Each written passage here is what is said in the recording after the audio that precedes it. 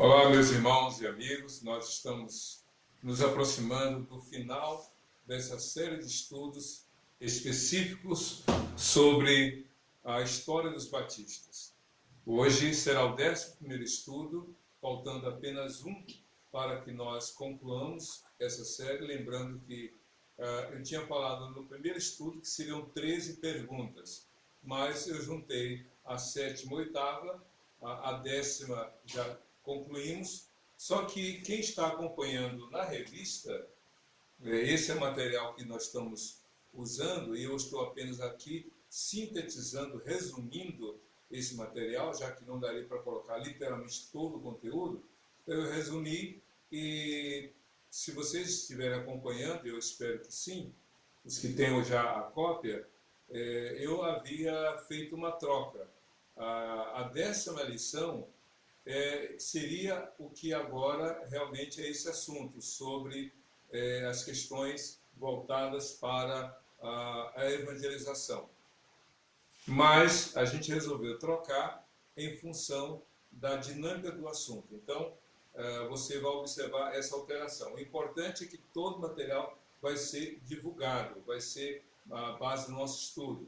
E o importante também é que você, tendo esse material disponível, você consiga estudar. E se porventura você perdeu alguma dos estudos, nós estamos na 11º estudo, se você perdeu um dos 10, então é só mandar uma mensagem pelo Zap.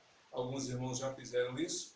Manda mensagem: pastor, eu perdi o primeiro, perdi o 5º, e aí eu tenho isso guardado, arquivado, e você poderá ter esse material. E para quem não tem esse material aqui, que já saiu de publicação, já não existe mais, é só me procurar. Assim que nós voltarmos da quarentena, eu espero em Deus que até o final de maio a gente já tenha a definição sem prorrogação desse prazo, que a gente retorne aos encontros presenciais, e aí vai ser, porventura, você que não tem, poderá adquirir o seu.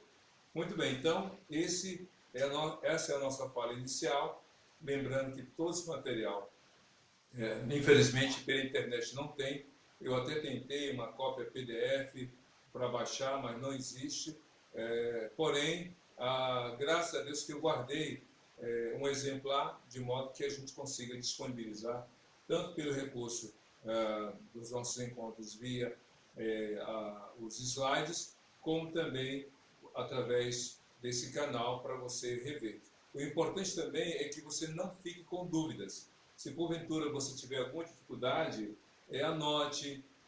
Como eu brinquei da última vez, não acumule dúvidas.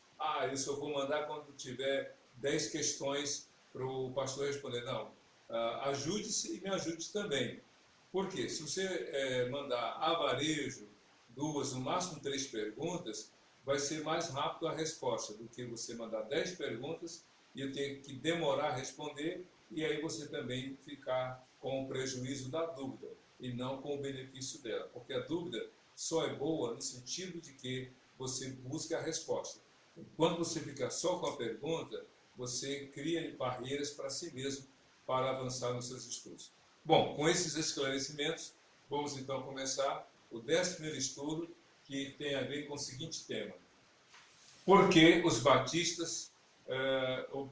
estão os batistas empenhados em evangelização e missões?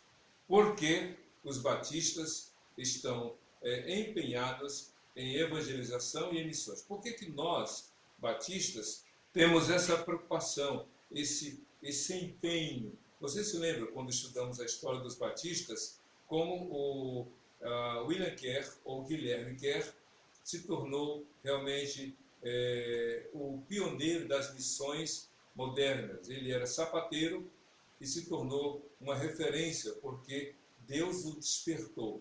Ele sofreu um acidente, ele era sapateiro, perdeu a visão de um dos olhos, e isso não impediu de ter uma visão espiritual dessa necessidade de evangelizar os povos do Oriente. Ele retornou, e isso despertou para que os batistas fossem não só para o Oriente, mas se espalhassem em outros continentes, em outros países, chegando até nós. E você sabe que a Junta de Richmond, que é a junta missionária da Convenção Batista Sul dos Estados Unidos, lá existem 2 ou mais convenções, e essa convenção do Sul dos Estados Unidos é pioneira, digamos assim, na obra de evangelização. Muitos americanos vieram para o nosso país desde o século XIX, quando foi, e aí vocês sabem muito bem, dia 31 de agosto de 1982, foi plantada a primeira igreja batista em solo brasileiro, com o casal William e Anne Bagley, e juntamente com eles outras pessoas, e me lembro da história que a igreja aqui começou com 4 pessoas, e hoje somos centenas, alguns milhões de batistas em nosso país, e mais ainda, espalhados pelo mundo afora, como através da Junta de Missões Mundiais, como também a Junta de Missões Nacionais em nossa nação. Mas respondendo à pergunta por que estão empenhados os batistas na evangelização e em missões? Primeira resposta, nós batistas cremos que evangelizar e discipular, fazer discípulos, é dever de cada crente. Então nós partimos do que a Bíblia fala. Cada crente tem o dever de evangelizar e de ganhar discípulos para Jesus. Isso é inegociável. A igreja não está aqui como passatempo, a igreja não está aqui para entreter os crentes, a igreja está aqui para ganhar pessoas para Jesus. E nós estamos aqui para evangelizar. E os textos básicos que a gente usa para fundamentar esse nosso posicionamento com respeito à evangelização e a missões, primeiramente, Atos 1:8, que nós conhecemos, nas palavras de Jesus. E vocês receberão poder ao descer sobre vocês o Espírito Santo, e vocês serão minhas testemunhas, tanto em Jerusalém, como em toda a Judéia, Samaria e até os confins da terra. Entende que esse é o papel da igreja no mundo, sermos realmente ganhadores de almas. Nós precisamos ganhar pessoas para Jesus. Nós não ganhamos para nós. Quando uma pessoa se converte pela nossa evangelização, antes de ser batista, ela é filha, a pessoa se torna filha de Deus, ou filho de Deus, e está integrada na família de Deus. Então nós ganhamos para Jesus. Agora, quando a pessoa é batizada e se torna membro de uma igreja local batista, ela se torna crente e batista. Então, essa é a sequência normal. Primeiramente, servo de Jesus e depois batista. Então, Atos 1:8 é uma palavra dada por Jesus de que nós iríamos ser testemunhas, evangelizar através da ação do Espírito Santo. E Mateus capítulo 28, versos 19 e 20, Jesus falou que nós deveríamos sair e ir pelo mundo ganhando almas, evangelizando, fazendo discípulos de todas as nações, batizando no Pai, do Filho e do Espírito Santo, ensinando a guardar tudo aquilo que nós temos aprendido. Ou seja, evangelizar é levar a pessoa à conversão. A gente evangeliza, mas quem convence é o Espírito Santo. E tornar as pessoas discípulas de Jesus significa dizer o quê? Que a gente ensina a palavra. Quando um bebê nasce, é uma vida em potencial, mas é um bebê. É uma vida já plena diante de Deus, mas é uma criança que precisa aprender a falar, que precisa aprender a se comunicar, a andar e assim por diante. Então, o papel do discipulado é, uma vez ganha a pessoa para Jesus, essa pessoa precisa crescer, realmente se firmar no Evangelho. Então, nós cremos que é dever de cada crente evangelizar e discipular as pessoas. Outra resposta, que é também muito importante, é a seguinte: todo cristão é uma testemunha de Jesus, sendo sal e luz do mundo. Todo cristão é realmente uma testemunha de Jesus.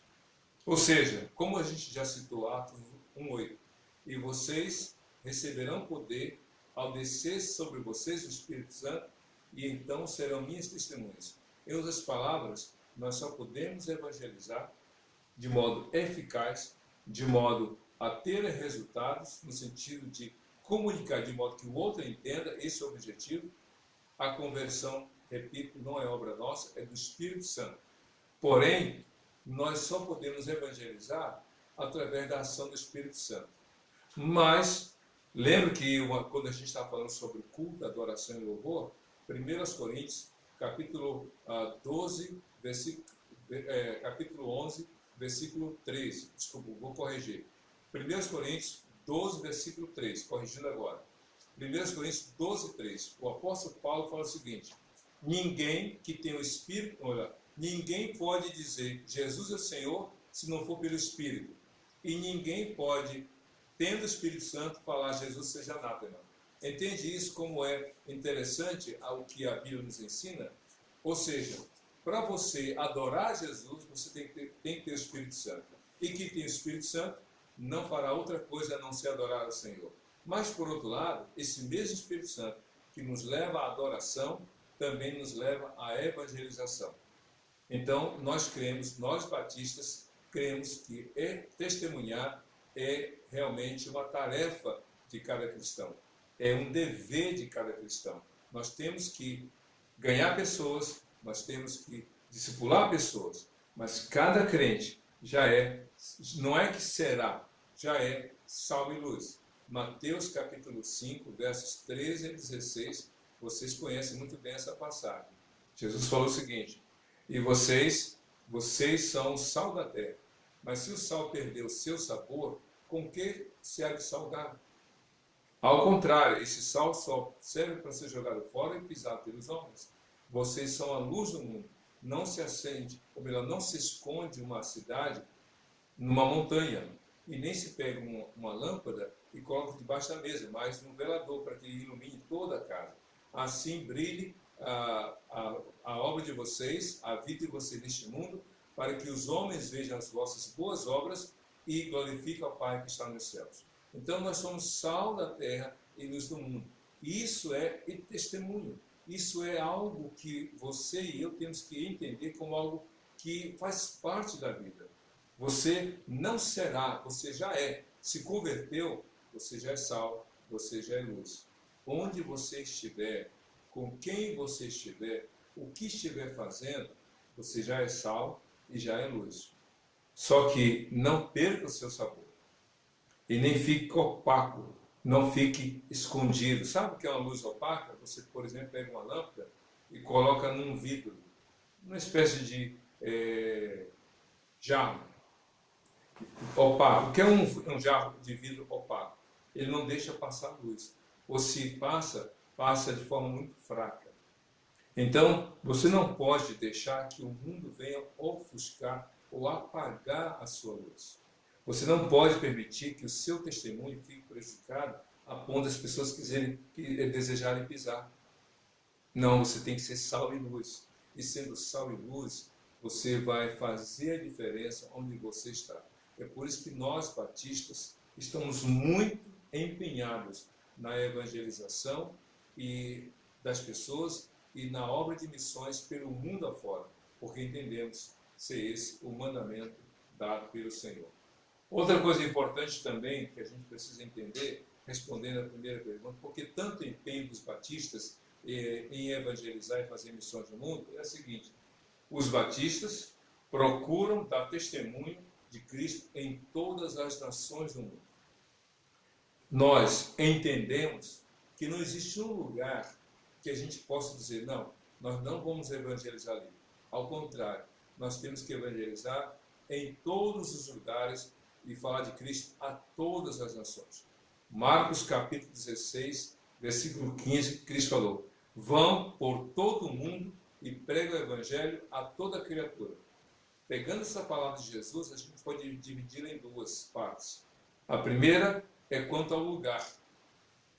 A segunda, quanto às pessoas. Vão por todo o mundo.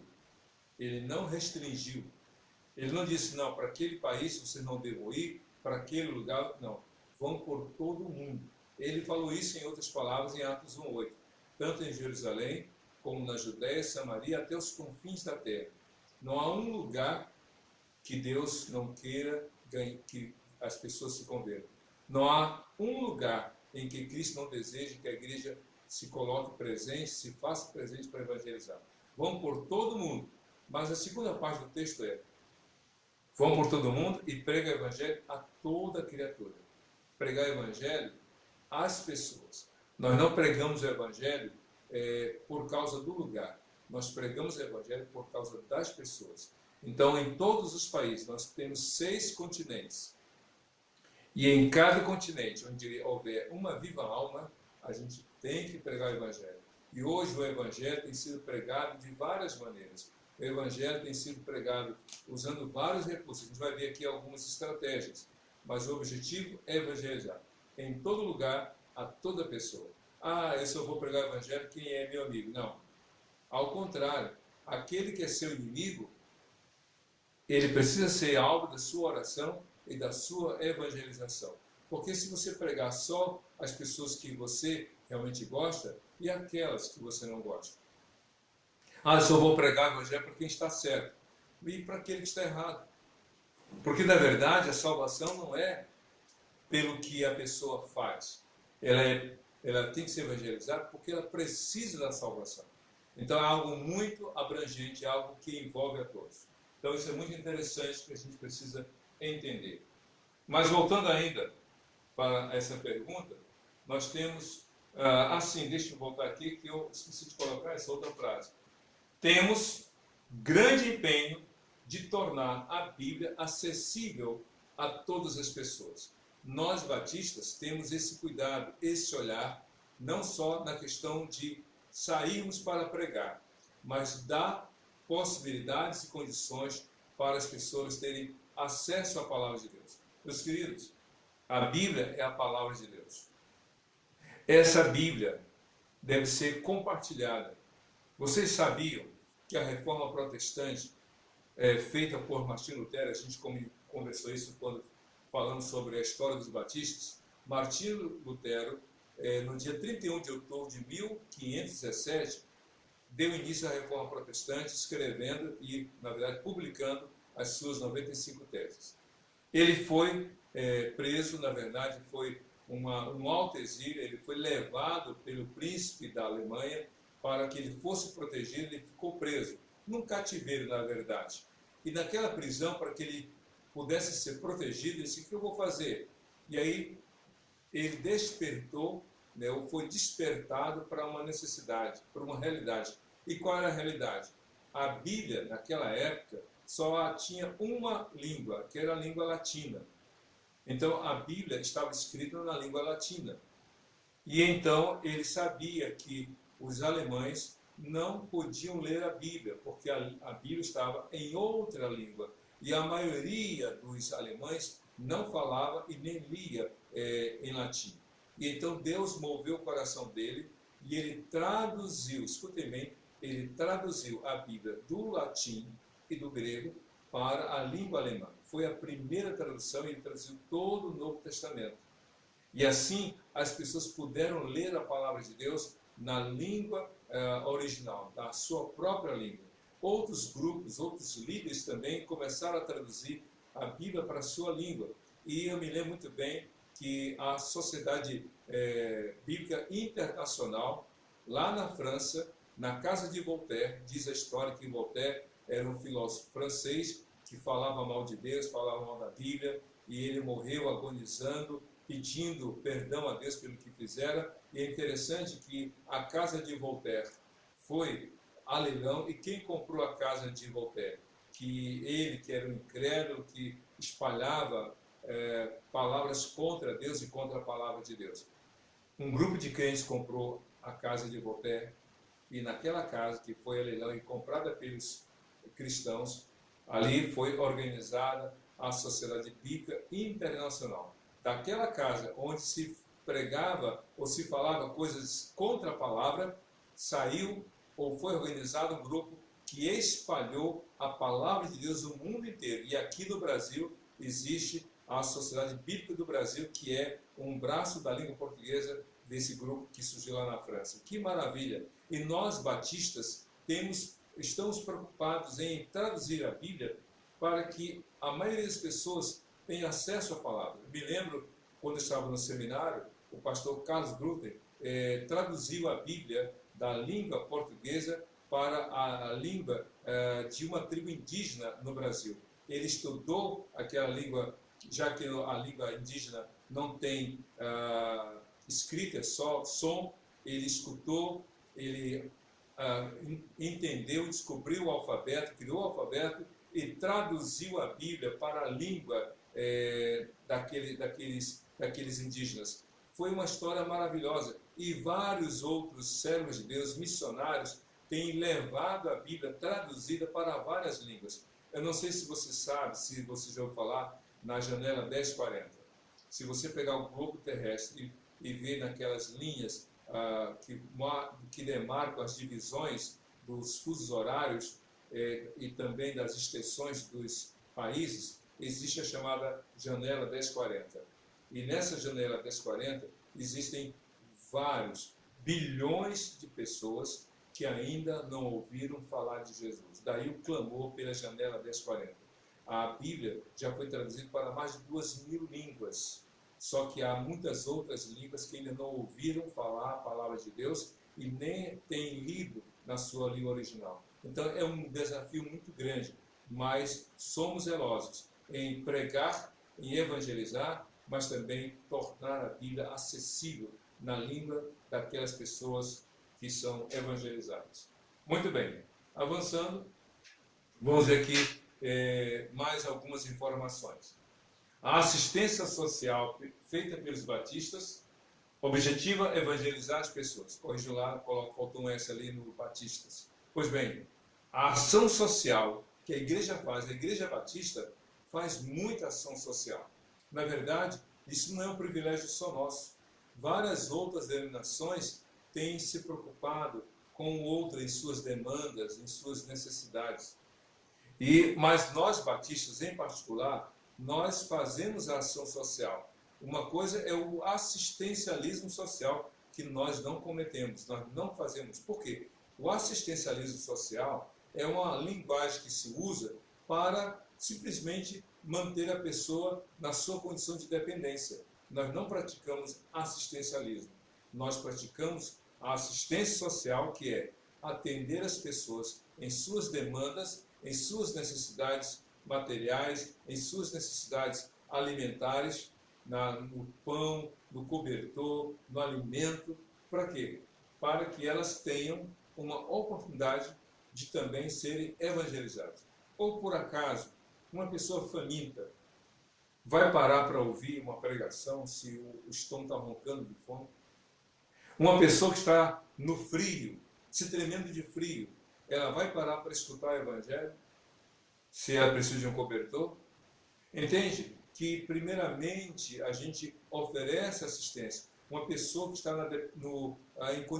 em situação de rua, como existem muitas pessoas dependentes químicas que estão aí largadas neste mundo porque a família já não sabe o que fazer. Por acaso essa pessoa vai escutar o evangelho? Se ela precisa de uma casa de acolhimento, de uma casa que dê assistência para ela ser realmente assistida para se livrar da dependência química. Então, toda a assistência social que os batistas fazem tem esse objetivo, evangelizar. Até porque, você deve entender muito bem isso, que a pessoa vai poder ouvir se ela foi escutada em sua necessidade, entende? A pessoa que foi assistida em sua necessidade, ela vai parar para ouvir. É por isso que muitas vezes a gente vê, por exemplo, a Cracolândia, lá em São Paulo, muito famosa. A Cracolândia, que é um problema social. Pois bem, os batistas do Brasil criaram a Cristolândia. O que é a Cristolândia? Uma resposta à Cracolândia. A Cracolândia tira a pessoa da vida social, da vida em família, tira a pessoa dos estudos, do trabalho, ela está totalmente num caminho de morte. Então, os batistas criaram a Cristolândia para dizer, olha, você quer sair desse mundo? Você quer sair das drogas? Quer buscar uma nova chance? Quer. E então essa pessoa é levada porque ela escolheu ir para um lugar reservado, preparado para dar o banho, para dar a roupa, dar o alimento, e aí sim poder evangelizar. Aí a pessoa, olha, já que vocês me ouviram, agora eu vou ouvir vocês. Entende? Isso que é a ação social. Não adianta dar o pão e virar as costas. É um erro. Mas também não adianta querer evangelizar sem dar o pão. Entende? É ação social objetivando evangelizar. E outra coisa importante, cremos que todas as obras sociais devem ser feitas em nome de Jesus. Claro, claro, porque a obra social que a igreja faz é diferente da obra social que outras organizações fazem. O governo faz, o governo federal, o governo estadual, o governo municipal, as associações de uma cidade, as ONGs, organizações não governamentais, fazem obra social. Mas a diferença é que nós, batistas, fazemos a obra social porque nós cremos que através da nossa ação social, o nome de Cristo está sendo exaltado. A pessoa pode não lembrar o seu nome, você que deu um pão, que deu um cobertor, que atendeu numa demanda de necessidade daquela pessoa. Ela pode nem saber seu nome, mas se você ajudou aquela pessoa e deixou um folheto e deu uma palavra de fé, de esperança em Cristo, ela vai lembrar não só do pão que deu a ela a condição de matar a fome física, mas ela vai lembrar do pão vivo que ela recebeu através de você e ela jamais vai esquecer. Essa é a diferença. Então, em João capítulo 15, versículo 5, Jesus disse que sem Ele nada podemos fazer. É um equívoco nosso querer fazer a obra de Cristo sem Cristo. É um equívoco. Na verdade, é uma presunção, é pecado mesmo. Nós queremos projetar o nosso nome e não o nome de Jesus. Não é o nosso nome, não é meu nome, não é o seu nome que tem que aparecer diante de uma ação social. É o nome de Jesus. Porque aquela pessoa não vai crer em nós, ela vai crer em Jesus. Foi Cristo que morreu por ela e não nós. Então nós somos apenas um canal de bênçãos. Quantas pessoas têm sido resgatadas, abençoadas, tiradas das ruas, da dependência química, da prostituição, das drogas, de uma vida totalmente desorientada, porque ouviu, foi assistida por um grupo de cristãos, uma igreja foi até ali e pregou a palavra. E agora, na quarentena, pessoas que estão desassistidas, sem emprego, sem ajuda, com a despensa vazia, com problemas, e as igrejas têm se manifestado no ato de amor, de graça e bondade. Eu me lembro muito bem que algumas pessoas, uma pessoa teve uma ideia: olha, se você está precisando de algum alimento, mas está constrangido em pedir, pendure um lenço branco na janela da sua casa, e quando nós passarmos, vamos entender que você precisa de ajuda. Não vamos deixar na porta da sua casa o que você precisa ou o que nós podemos dar. Gente, que coisa extraordinária. Quantas pessoas têm sido ajudadas por anônimos? E essas pessoas ajudadas têm atribuído a Deus realmente essa grande bênção. De fato é. Então nós agimos e nós fazemos isso porque entendemos ser o propósito de Deus. Outra coisa importante, e assim a gente conclui o encontro de hoje, é o seguinte: as ações de evangelização são feitas de modo simultâneo às obras sociais. Como assim? Se você ler Atos Tiago, capítulo 3, Tiago fala muito sobre essa questão do cuidado, da assistência. Ou seja, não adianta você fazer uma obra social hoje, né, dar o pão, dar o alimento, etc., e depois, olha, daqui a 3 meses eu volto para pregar. Está errado. Ou querer pregar, olha, eu prego hoje para você, daqui a 3 meses eu venho trazer o pão. Também está errado. Se você ler, por exemplo, João capítulo 6, Cristo alimentou 5.000 homens quase, além das mulheres e das crianças. 5.000 pessoas, só entre os homens. Mas logo em seguida ele pregou. Entende isso?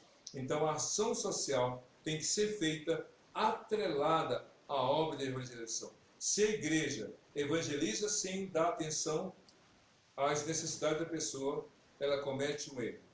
Mas se ela dá atenção às demandas materiais e não prega, ela comete outro erro. Então, a ação evangelística tem que estar também sensibilizada ou atrelada à assistência social. E a assistência social tem que ser feita atrelada a evangelização. Até porque nós estamos nesse mundo, lembra do primeiro slide? Nós estamos aqui para evangelizar e ganhar pessoas para Jesus. E a última resposta. O julgamento final, se você ler Mateus capítulo 25, vai encontrar isso. O julgamento final será baseado na compaixão aos mais necessitados. Isso mesmo. Se você ler Mateus capítulo 25, a partir do verso 31, você vai observar que Jesus falou sobre o juízo final. O juízo final vai acontecer. E então, diz a Bíblia, que ele vai dividir todo o mundo, toda a multidão deste mundo, quase 7 bilhões de pessoas, ele vai colocar uns à sua direita e outros à esquerda. À direita estarão as ovelhas, à esquerda estarão os bodes. E ele dirá aos que estiverem à sua direita: venham, bendiz meu Pai, para o reino preparado por Deus para vocês, porque eu tive fome e vocês me deram de comer, tive sede e me deram de beber, estive preso e me visitaram, estive doente e cuidaram de mim. E aí as pessoas: mas como, Senhor? Quando te vimos assim e fizemos? Quando vocês fizeram a uma dos pequeninos, a mim me fizeram. E ele dirá aos que estiverem à sua esquerda: apartai-vos de mim para o inferno, preparado por Deus para o diabo dos seus anjos, porque eu tive fome e não me deram de comer, tive sede e não me deram de beber, estive nu e não me vesti, estive enfermo e não me visitaste. Mas quando, Senhor, que te vimos assim e não fizemos? Porque quando vocês não fizeram a nenhum dos pequeninos, não fizeram a mim. Ou seja, Jesus disse que o julgamento naquele dia será com base na compaixão. As obras não salvam. Tiago capítulo 3 fala sobre isso.